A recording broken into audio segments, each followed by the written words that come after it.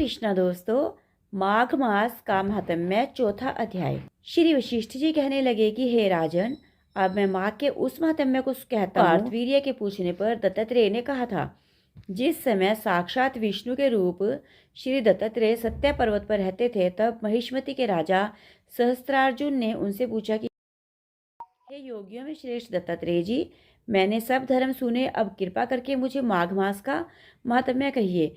तब दत्तात्रेय जी बोले, जो नारद जी से ब्रह्मा जी ने कहा था वही माघ महात्म्य मैं आपसे कहता हूँ।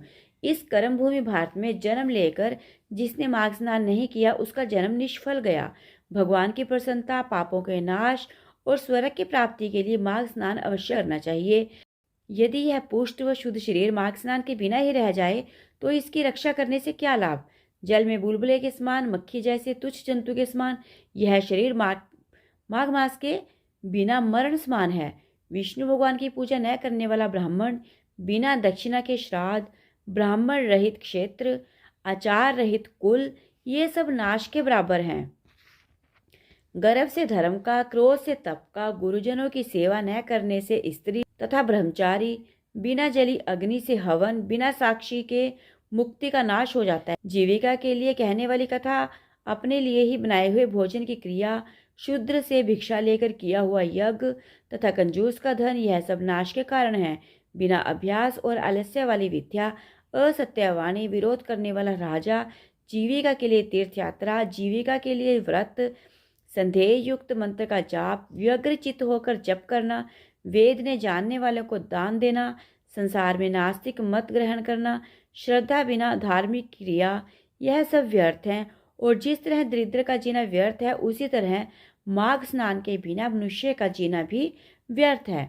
ब्रह्मघाती, सोना चुराने वाला, मदिरा पीने वाला, गुरु पत्नीगामी और इन चारों की संगति करने वाला माघ स्नान से पवित्र होता है।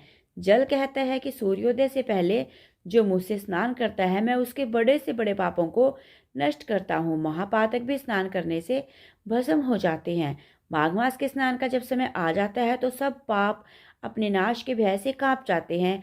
जैसे मेघों से मुक्त होकर चंद्रमा प्रकाश करता है, वैसे ही श्रेष्ठ मनुष्य माघ मास में स्नान करके प्रकाशमान होते हैं।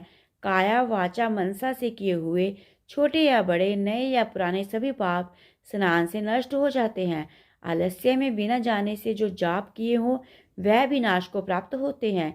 जिस तरह जन्म जन्मांतर के अभ्यास से आध्यात्मिक ज्ञान की प्राप्ति होती है, उसी तरह जन्मांतर अभ्यास से ही माघ स्नान में मनुष्य की रुचि होती है। यह अपवित्रों को पवित्र करने वाला बड़ा तप और संसार रूपी कीचड़ को धोने की पवित्र वस्तु है।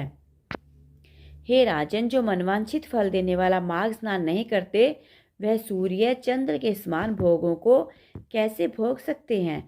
तो दोस्तों, कैसी लगी आपको ये कथा? अगर अच्छी लगी तो प्लीज़ वीडियो को लाइक करें, चैनल को सब्सक्राइब करें, वीडियो को अपने सभी सोशल अकाउंट्स पर शेयर करें। हरे कृष्णा, राधे राधे।